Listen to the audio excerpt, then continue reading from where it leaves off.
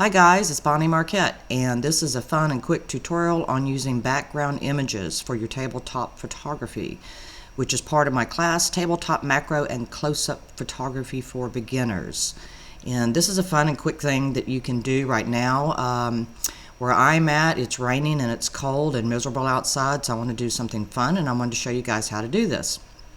Now, this is a stock image and it's public domain. What that means is that it's free to use. You don't have to license it or buy it.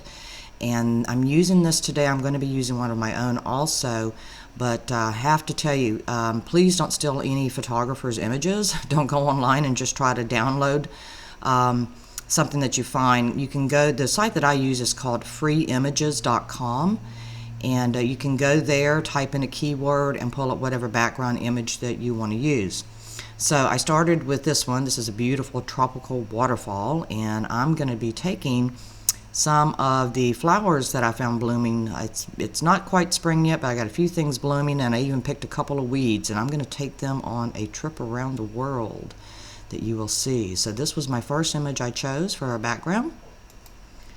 This is my second image that I chose. Now this one on freeimages.com, I wanted something that everybody would recognize, obviously the Eiffel Tower. It was real dark, so I did have to bring it into Lightroom and lighten it up a little bit. But other than that, this is a, again, public domain image. And so is this one, and this one was my favorite.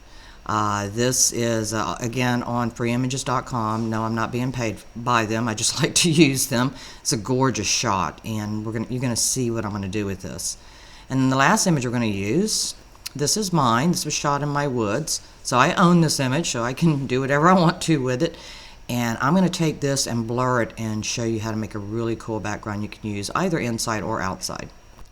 So this is the bouquet that I use. These are all of the flowers I found in my yard. I've got redbud that's blooming right now in South Louisiana. They're going to be the first trees that typically bloom, and mine are full right now. They're beautiful. And this is, it looks like a, when you look close of it, it looks like a dogwood, but it's not. It is a Japanese cherry that's blooming. Then I have some leftover camellia buds from a shoot that I did last week on my tabletop. And these back here are the hated goldenrods that create such havoc with people that have allergies like I do. And as well as this back here, this is wild ligustrum. So of these flowers, I chose to use the goldenrod, the red bud, the Japanese cherry, and the camellias. And that's just a close-up shot of them. So the first thing that you do is when you find the image you want to use is you print it out and you let it dry. This is just on regular old paper, regular old printer paper, not even photographic paper. And I let it dry, then I use thumbtacks, tacked it on my blackboard, set it up on my desk where I shoot, and I'm just using natural light from the windows that are coming through to illuminate.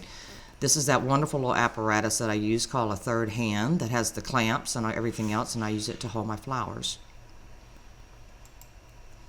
So first I set up my redbud and set it up in front of the beautiful waterfall photograph. And you just using the light from the natural light from the window next to my right. This is the image that I got. And I use different f-stops too to get a different depth of field. This is the one that I like the best. This is f11. This first one, that was f14.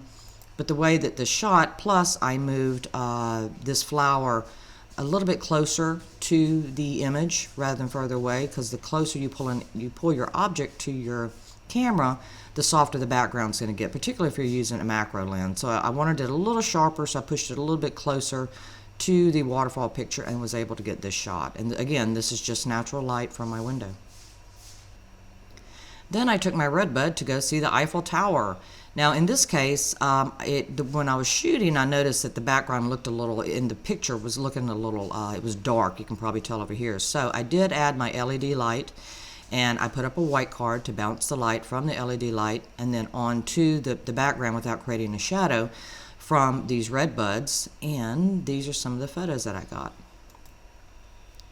This is at f7.1. And this is at 6.3, and this is the one that I ended up liking the best because it looks like you're peeking through. That's why I love this technique. It looks like you're kind of peeking through some flowers or foliage or whatever it is you decide to put in front of your background, And you can still tell what it is, but it's still softer, which makes your hero or your subject really stick out.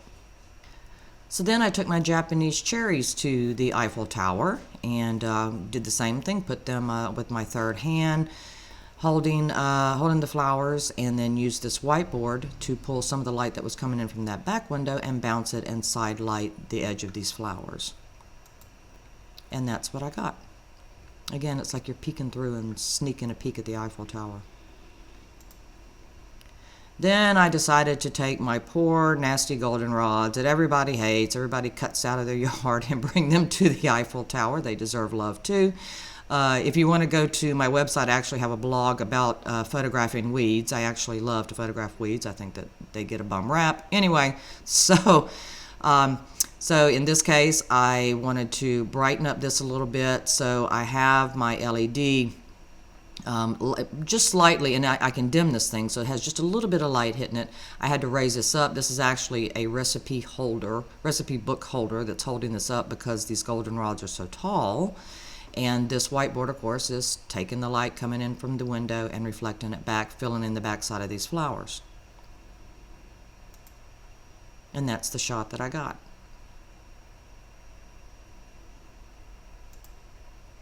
So then I decided it was time to take the poor goldenrods to the beautiful waterfall and let them hang out there. So same setup. The third hand's holding it. You have your background. And I got this shot.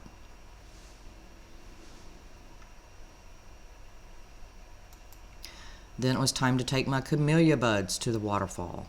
And this is shot at f/16, but my camellia buds are very close to my lens and the photo is further back. If I had put this, if I'd put the camellia bud right up against this photo here, then this would be sharper. But I wanted it out of focus. The background, I wanted the waterfall out of focus and soft. So then I took my beautiful Japanese cherry blossoms and brought them to the beautiful stream, set them up. I put my whiteboard down here because the light was coming in, and since I was shooting with natural light, it does change. So I had lost a lot of light since it is raining and it's cloudy. So I used the LED just to light this up a little bit because I really wanted to highlight the white in here and the soft, beautiful stream that's coming down in the water. And I let the side light come in from my window to light the edge of the flowers. This is shot at f/16, and this is shot at f/11, and this is the one that I really like.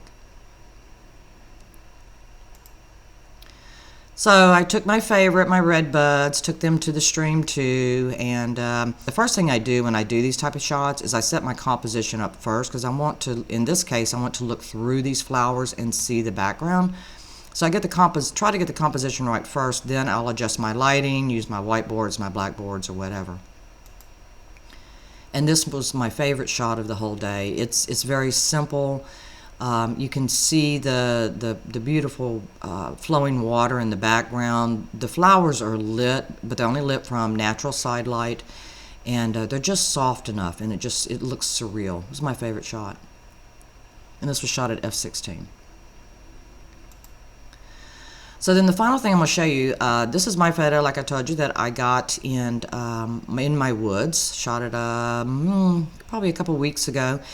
And I'm going to show you how to take a photograph like this and turn it into something that you can use either on your desktop if you're shooting botanicals or whatever you're shooting, or you can actually take them out into the field. And what you do is you take this photo, take it into Photoshop or whatever photo processing program that you're using, do a pretty severe blur so it looks like you have a really shallow depth of field. Then same exact technique, print it out, pin it up on a board, put your subject, whatever you want to shoot, and these are the shots that you can get. It's beautiful. And when you're picking a photo too, like this one, the reason I chose this one is it has browns and greens because I wanted it for a natural botanical background. But the other reason I use it is because it has a lot of contrast. It has a lot of lights and a lot of dark, so it looks very natural. You can do whatever you want. You could do pink flowers. You can do all green, whatever you like. Just for a natural background, I prefer this. to get something like this, because it looks, you can tell that's something in nature. It's not something in your house. You can almost tell that it's a woodland scene.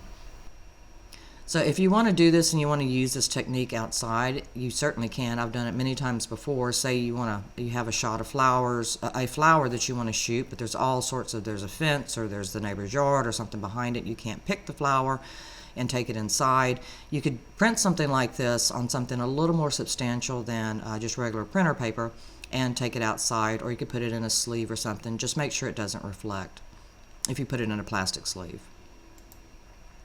So again, here's our beautiful flower in front of our blurry background on my blackboard, and that's one of the shots I got. And this is the last one, just moving in closer. But you can see how this really pops against that blurred background. So there you go. So there's 2 fun techniques. You can take your flowers, your coffee cup, your whatever object you decide you choose, take them for a trip around the world and never leave your desk. So I hope you enjoyed this. I hope you learned a little bit, and check out my workshop, Tabletop Macro and Close-Up Photography for Beginners, and you can find more information, photos, and some food recipes, because I love shooting food, at bonniemarquette.com. Thank you so much.